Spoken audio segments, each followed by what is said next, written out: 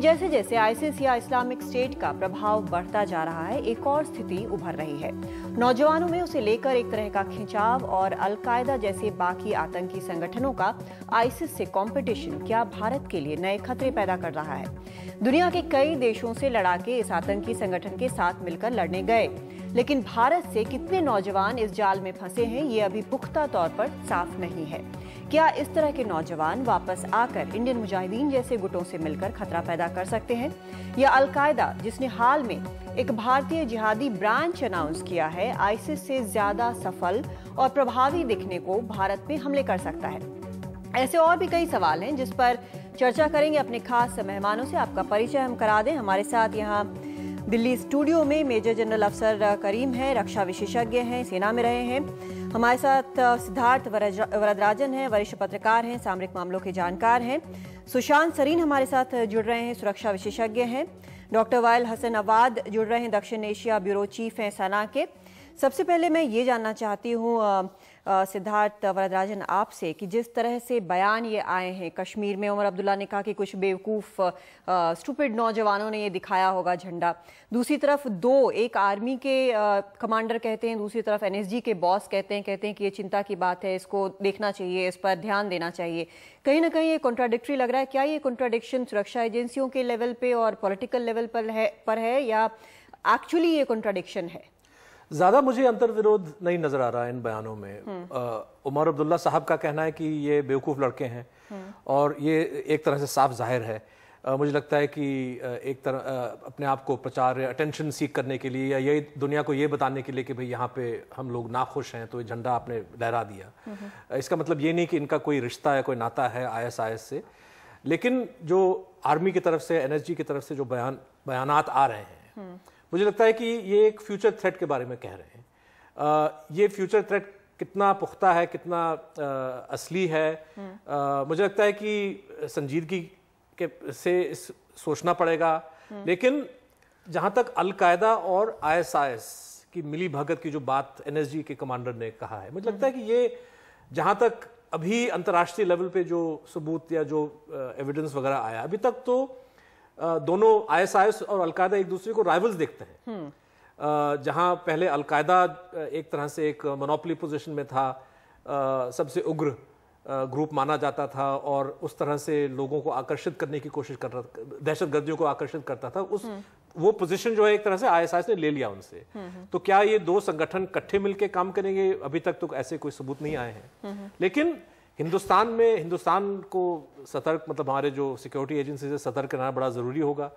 अभी तक जो बल्कि हाल ही में मैं देख रहा था, वॉशिंगटन पोस्ट में एक नक्शा था दुनिया का जिसमें तमाम जो ममालिक हैं उनके कितने कितने लोग गए हैं, जैसे सीरिया के लोग, तुर्की, ऑस्ट्रेलिया वगैरह, उसमें हिंदुस्तान का नाम नहीं है। हिंदुस्तान से अभी तक कोई ऐसा लड़का नहीं है जो वहां पे शामिल है उस लड़ाई में ऑन बिहाफ ऑफ आईएसआईएस। और मुझे लगता है कि हमारी फोकस ये होनी चाहिए कि हिंदुस्तान से कोई ऐसा लड़का जाए ना, और जो प्रोपेगेंडा है, जो प्रचार मीडिया के थ्रू, गवर्नमेंट के थ्रू सारे मतलब हिंदुस्तानियों को ये जाए कि भाई ये कितना खतरनाक ग्रुप है, इससे कोई नाता नहीं किसी को जोड़ना चाहिए। लेकिन जब एनएसजी के चीफ कहते हैं और जब एक आर्मी कमांडर कहता है जो कि कश्मीर में पोस्टेड है, अगर ये दोनों कहते हैं कि इसको इन्वेस्टिगेट करना चाहिए, तो क्या हम समझें कि उन्हें किसी न किसी चीज़ को लेकर कोई चीज़ है जो चुभ रही है, जिसके कारण वो कह रहे हैं कि इन्वेस्टिगेशन होना चाहिए और तब इस पर आगे बढ़ना चाहिए? क्योंकि एनएसजी के जो बॉस हैं उन्होंने कहा कि मल्टीपल अटैक्स भी हो सकते हैं। मुझे लगता है कि सिक्योरिटी एजेंसीज का ये काम होता है कि भाई आप एक तरह से लोगों को वार्निंग दें। आप कहें कि भाई हो सकता है का मतलब ये भी नहीं भी हो सकता है। तो एक एज अ प्रिकॉशन ये स्टेटमेंट, मैं ज्यादा अहमियत इन स्टेटमेंट्स को नहीं दे रहा हूं, क्योंकि अभी तक, बल्कि मुझे लगता है कि एनएसजी कमांडेंट का जो बयान है, शायद होम मिनिस्ट्री ने आज उसका खंडन किया है कि भाई ऐसा कोई सबूत नहीं है, हमारे पास जानकारी नहीं है। जी बिल्कुल, हाँ, मतलब ये सोर्सेज के मुताबिक ये बताया जा रहा है कि भाई ये उनका अपना बयान है, ये नहीं कि कोई ऐसी खबरें हैं गवर्नमेंट के पास या कोई ऐसी इंटेलिजेंस रिपोर्ट्स हैं। तो एज ए प्रिकॉशन, आपको पता है कि दिवाली, होली, तमाम जो पर्व हैं हिंदुस्तान के अंदर, इससे पहले ये चेतावनियां दी जाती हैं कि भाई हो सकता है कि हमला हो, ताकि लोग सतर्क रहें। इससे ज्यादा मुझे लगता है कि अभी तक तो कोई इन्फॉर्मेशन नहीं है। मेरा खुद का मानना है कि जो बयान उमर अब्दुल्ला साहब का था कि भाई ये बेवकूफ लड़के हैं, और ये एक, और मुझे लगता है कि ज्यादा जिस तरह से वो खुद कह रहे हैं कि तफ्तीश हम लोग कर रहे हैं, लोगों को गिरफ्तार कर रहे हैं, अगर वाकई ये बेवकूफ़ी का एक मिसाल था तो ज़्यादा सख्ती से भी निपटना शायद ज़रूरी नहीं होगा। एक तरह से आप पता करें कि क्या है, और अगर सिर्फ ये झंडे लहराने वाली बात है अटेंशन सीख करने के लिए तो ये कोई इतनी बड़ी बात नहीं है, लेकिन प्रोपेगेंडा और प्रचार जो है सरकार की ओर से होना चाहिए। ठीक है अफसर करीम साहब, जो सिचुएशन है कश्मीर में, अगर सिर्फ अभी कश्मीर की हम बात करें तो क्या वहां पर ऐसी सिचुएशन है जिस तरह के वार्निंग सिग्नल ये दोनों देते नजर आ रहे हैं? देखिए, पहली बात ये मैं कहना चाहता हूँ कि ये जितने बयान आ रहे हैं ये ISIS को और अलकायदा को मिक्स कर रहे हैं। उनके दोनों के एम अलग अलग है। अलकायदा एक सिर्फ आतंकवादी है और ISIS आतंकवादी नहीं है, वो एक मिलिटेंट मार्शल ऑर्गेनाइजेशन है जो मजहबी तौर पे लड़ाई लड़ रहा है। दोनों के तरीके अलग हैं और दोनों की चाल अलग है। तो अभी आप अगर ISIS को समझते हैं कि वो कश्मीर में है तो वो कश्मीर में दाखिल नहीं हुआ है, लेकिन उस दाखिल इस तरह नहीं होता है। उसका काम है प्रोपेगेंडा, रिक्रूटमेंट, ताकि मुसलमानों, दुनिया भर के मुसलमानों को जो खिलाफत बनी है उसके पक्ष में वो बोले। तो वो शुरू हो चुका है भारत में, और कश्मीर को खासकर गौर करने की ज़रूरत है, क्योंकि वहाँ पर दूसरे जो एलिमेंट हैं, जो सेपरेटिस्ट हैं या दूसरे हैं, वो इस बात को बढ़ावा देंगे, फ़ायदा उठाएंगे। हाँ, फ़ायदा उठाएंगे, उनको बढ़ावा भी देंगे लोगों को मिलाने के लिए। क्योंकि इस्लाम के नाम पे अगर आपको बुलाया जाए लड़ने के लिए इराक़ में, ईरान में और कहीं और, तो वो अलग बात है, लेकिन भारत के अंदर लड़ने का कोई अभी संभावना नहीं है। तो वो तो ISIS का सवाल है। अलकायदा जो है वो यहाँ पर इस्टेब्लिश करने की कोशिश करी, बिकॉज ISIS ने उसको निकाल दिया वहाँ से, और उसको कोई दूसरी जगह जहाँ मुसलमानों की आबादी ज़्यादा है उसमें एक भारत भी है। लेकिन उनका कोई इस्टेब्लिशमेंट अभी यहाँ बड़ा मुश्किल है, क्योंकि किसी दुनिया में उनका सपोर्ट ख़त्म हो चुकी है आम तौर से, और भारत में भी सपोर्ट नहीं है। तो जो खतरा इतना बड़ा बतलाया जा रहा है वो नहीं है, लेकिन प्रिकॉशन और इन्वेस्टिगेशन। आपने ISIS की जो बात की है और जो प्रोपेगेंडा की बात की है, शायद सबसे ज्यादा डरावनी यही बात लगती है, प्रोपेगेंडा ही, क्योंकि जब वहां पर एक लोकलाइज, जब वहां पर एक कॉन्फ्लिक्ट चल रहा था, वहां पर जब दुनिया भर से लोग जा रहे हैं, कनाडा से और US से और फ्रांस से उठकर लोग जा रहे हैं लड़ने के लिए, तो शायद वही चीज जो है यहाँ कहीं ना कहीं डरा रही है कि वहाँ जो इन्फ्लुएंस है, चाहे डायरेक्टली ना जुड़े हों, लेकिन इन्फ्लुएंस जो है वो शायद खतरनाक हो सकता है। वो खतरनाक बहुत ज़्यादा है। मैं यही कहना चाहता हूँ, वो आतंकवाद से भी ज़्यादा खतरनाक है। अगर वो फैल जाए भारत में या कश्मीर के हिस्सों में किसी में, उसके खिलाफ कार्रवाई नीचे से करना ज़रूरी है। फौज और पुलिस उसके खिलाफ कार्रवाई नहीं कर सकती। वो लोकल जो है वहाँ पर जो पॉलिटिशियंस हैं, जो मुसलमान ऑर्गेनाइजेशन है, वो उसके खिलाफ कार्रवाई कर सकते हैं, क्योंकि वो जन्म लेता है नीचे किसी छोटे मॉस्क में या छोटे मदरसे में या छोटे गांव में, वो ऊपर बाद में आता है। तो ये अलग अलग चीज़ों से अलग अलग कार्रवाई की ज़रूरत है। उनको मिक्सअप कहना कि वो हाथ मिला के भारत के ऊपर मल्टीपल अटैक कर देंगे, ये ग्रॉस एग्जैजरेशन है। ठीक है डॉक्टर अवाद, आपसे जानना चाहते हैं कि जिस तरह से ISIS का अभी तक हमने देखा है, जिस तरह से फैला है, जो प्रभाव जो अभी तक है, क्या हम इनिशियली अगर सिर्फ ISIS की हम बात करें तो क्या अभी हम ये सोच सकते हैं कि वो भारत की तरफ एक बार भी उसे बॉर्डर करने की ज़रूरत है, देखने की ज़रूरत है फिलहाल, क्योंकि अभी वो जहां पर बिजी है भारत वहां पर मैप पर कहीं नहीं आता है? ये देख लो, अभी तक दो चीज़ें यहाँ पर हिंदुस्तान में, अभी यहाँ पर इंडिया में 20 करोड़ का मुसलमान को हिंदुस्तानी वाले लोग हैं। यानी मतलब ये अभी मकसद ये मैं कहना चाहते हो, यहाँ पर सिर्फ ये इंडिविजुअल केसेस है जो लोग यहाँ पर मिस इन्फॉर्म, मिसट्रीटेड है। और एक ही चीज़ की बात ये होना चाहिए, जब तक पूरा दुनिया में मुसलमान हो, उन्होंने नफरत कर दिया था IS का ऊपर है, इसका मतलब क्या होता है? इसका मकसद ये है जो लोग वहाँ पर उन्होंने इंट्रोड्यूस कर दिया था IS के लिए is absolutely a miscreants members, और they are outcasted people from the society. दूसरी चीज़ भी है, जब तक आप याद है 1980 है, जब तक वहाँ पर अलकायदा, उसामा बिन लादेन और ख़ुद अमेरिकन में, खुद अरब मुल्क है, खुद मुसलमान को मुल्क है, उन्होंने जिहाद बोला के लिए अफगानिस्तान के अंदर है। यहाँ पर अफगानिस्तान के अंदर है, एक ही आदमी है, एक हिंदुस्तानी वाले लोग है जो नहीं किया था अलकायदा। इसका it is just a loss of trust ये तो अलकायदा इंडिया के लोग हैं, बिल्कुल नफरत कर रहा है, क्योंकि इंडियन मुसलमान है सबसे बढ़िया मुसलमान के हर दुनिया में, क्योंकि यहाँ पर इंडिया में कम्युनिटी में second largest Muslim community in the world after Indonesia. उसका मेरा यही मकसद होना चाहिए, individual cases we can not generalize. लेकिन ये दो चीज है इधर, एक अलकायदा भी है और एक आईएस भी है। Al Qaeda is the same side of the coin, ये मतलब दोनों है। अभी अलकायदा जो तालिबान पाकिस्तान वाले लोग हैं और तालिबान अफगानिस्तान में खुद बताया था लोग है, आप मेरे को जरूरत नहीं जाना पड़ेगा उधर, आप यहीं से आपको टेररिस्ट काम का करना चाहिए, जिहाद करना चाहिए। लेकिन अभी तक इंडिया के अंदर में मेरा ख्याल से, मेरा मतलब है, it's just the counting of the fingers. अगर आप 20 करोड़ की बात करना चाहते हो, it is just a skirmish, लेकिन what we can do, that is the most important part for me. Ji Sushant Sareen, जो चीज यहाँ पर अभी नहीं है, एक ठीक है उसके बारे में इन्वेस्टिगेट करने, उसके बारे में केयरफुल रहने की बात की जा रही है, लेकिन जो एक फॉल आउट है, आईसिस का प्रभाव जैसे जैसे बढ़ रहा है वैसे वैसे अलकायदा कहीं ना कहीं अनकंफर्टेबल है। इसी कारण उसने एक इंडिया ब्रांच अनाउंस किया। उसके तालिबान के, पाकिस्तान तालिबान के कमांडर्स एलिजियंस बता रहे हैं इसके साथ, आईसिस के साथ। ये सारी चीजें घूम फिरकर क्या कहीं भारत पर इम्पैक्ट डालती हैं?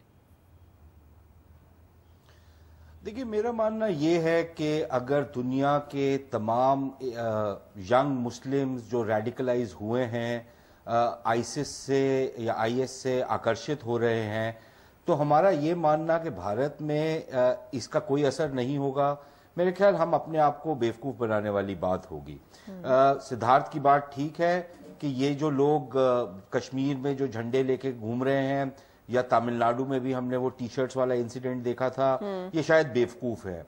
लेकिन हमको ये भी याद रखना चाहिए कि कश्मीर में 1984 में जब भारत और वेस्ट इंडीज का मैच हो रहा था और वहां पर एक उपद्रव हुआ था मैच के दौरान, तो उस समय भी हमको यही लग रहा था कि ये बेवकूफ बच्चे हैं, इनको इग्नोर करना चाहिए।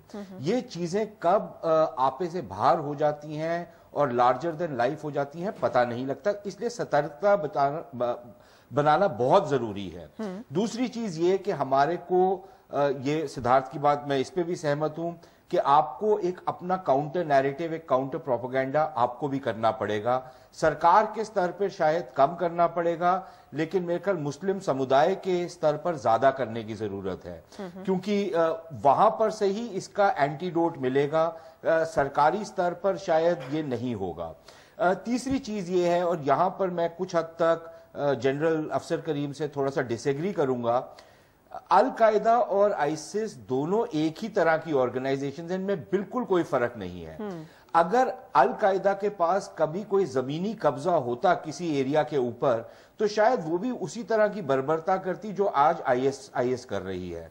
आज आईएस के पास वो जमीनी कब्जा है, तो इसलिए आप उनको एक स्टेट का या एक रियासत का एक तरीके से उन्होंने स्वरूप ले लिया है। नहीं तो अलकायदा और इनमें कोई ज्यादा फर्क नहीं है। और उसी तरीके से बाकी जो ये कट्टरपंथी ताकतें हैं, इन सब के तार और इन सब का एक आइडियोलॉजिकल एफिनिटी है जिसको आप इग्नोर नहीं कर सकते। और ये तार मोरक्को से लेकर फिलीपींस तक, ये जितने इस तरह के गुट हैं, उन सबका जो नैरेटिव है, उन सबका जो आइडियोलॉजी है, उन सबका जो प्रोपोगेंडा है, और उन सबके जो लोकल और ग्लोबल ग्रीवेंसेस हैं, एक जैसे ही हैं। एक ही तरीके की चीजें वो सब बोलते हैं। आप किसी का भी रिसाला कोई भी उठा के देख लीजिए, उसमें आपको कोई बहुत ज्यादा फर्क नजर नहीं आएगा, चाहे वो नाइजीरिया में हो या वो कहीं और हो दुनिया में।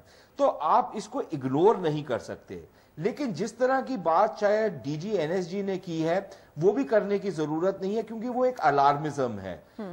संभावना तो कुछ भी हो सकती है और किसी भी संभावना से आप नकार नहीं सकते, लेकिन इस तरह की बात करना कि मल्टी सिटी अटैक्स होंगे और मल्टीपल अटैक्स होंगे, आप एक तरह का पैनिक क्रिएट कर रहे हैं। अगर आपके पास कोई पुख्ता इंफॉर्मेशन है तो आप उस पर एक्ट करिए और काउंटर मेजर्स लीजिए, नहीं तो आप अपनी अर्थव्यवस्था को और अपने कॉन्फिडेंस को और अपने टूरिज्म को, सब चीजों को इफेक्ट करेंगे। तो इस तरह की जो बातें हैं, इनको मेरे ख्याल पब्लिक डोमेन में लेके आना कोई बहुत ज्यादा मुनासिब बात नहीं है। सुशांत, आपसे एक चीज पूछना चाहती हूँ। आपने बोला कि एक आइडियोलॉजिकल तार है जो इन सभी ऑर्गेनाइजेशंस के थ्रू रन करता है, लेकिन जो एक चीज और है जो सामने आ रही है वो है बात पैसों की। जो जितना रिच आतंकी संगठन होता है उसके तरफ उतना ज्यादा जुड़ते हैं। अलकायदा के पास शायद उस तरह के पैसे अब नहीं आ रहे हैं जैसे पहले आते थे, लेकिन माना जाता है कि आईसिस के पास जो एक्सटॉर्शन से और दूसरे तरीकों से जो पैसे आ रहे हैं वो बहुत ज्यादा हैं, इसीलिए ज्यादा आतंकी संगठन या कमांडर्स अपने लेवल पर जुड़ रहे हैं। और जो अलग अलग जगहों पर जिनके पास अपना, शायद जिस तरह से आपने कहा कि जमीन नहीं है, वो वहां पर जुड़ रहे हैं। क्या ये एक चिंता की बात हो सकती है? नहीं, चिंता की बात जरूर है, लेकिन मेरे को नहीं लगता कि सिर्फ किसी ऑर्गेनाइजेशन के पास कितना पैसा है। ये जो सारा जिहाद इंटरनेशनल का जो लोग जिससे जो जुड़ते हैं उसमें से एक तबका जरूर ऐसा है जो शायद पैसे के लिए जाता है या मर्सनरी तरीके से जाता है, लेकिन इसका एक आइडियोलॉजिकल एफिनिटी भी है।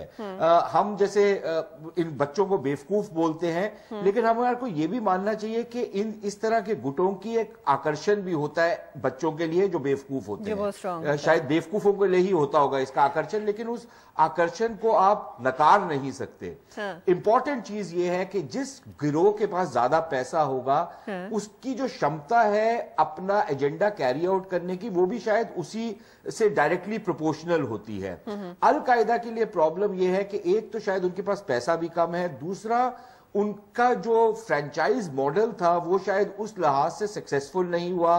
तीसरी बात यह है कि उसने क्योंकि उसके सारे जो नेता हैं 10-12 साल से वो बिल्कुल छुपते छुपाते हैं, अपने रैबिट होल्स में घुसे हुए हैं, कहीं पे नजर आते हैं तो उनके ऊपर एक ड्रोन अटैक होता है, तो वो उस तरीके से बाहर उभर कर नहीं आ पाए और अपना जो काम है वो उस तरीके से लोगों के सामने नहीं रख पाए जैसे शायद आईसिस रख पाया है। कहीं ना कहीं सुशांत कैलकुलेशन, सुशांत कहीं ना कहीं कैलकुलेशन ये भी है, क्योंकि ज्यादा स्पेक्टाकुलर अभी तक अलकायदा कुछ नहीं कर पाया है, तो शायद भारत में ऐसा करने की कोशिश करे। वो पॉसिबिलिटी तो जरूर है, और इनफैक्ट उसी लिए ये जो असीम उमर है इनके बारे में अब ये माना जा रहा है कि ये भारतीय मूल के हैं, और ये शायद 90 के दशक में पाकिस्तान गए थे और फिर वहां पर ये जिहादी गुटों के साथ ये मुलव्विस हुए और वहां पर इनको एक तरह से एक आइडियोलॉग बने वहां पर। तो ये जरूरी है कि इनके लिए, देखिए भारत का आकर्षण इन जिहादी गुटों के लिए ये है, जैसे इंडोनेशिया का भी होगा शायद, या बांग्लादेश का या पाकिस्तान का तो खैर दूसरा ही केस है क्योंकि वो सारा ही देश जिहादी फलसफे पे चलने को तैयार हो चुका है।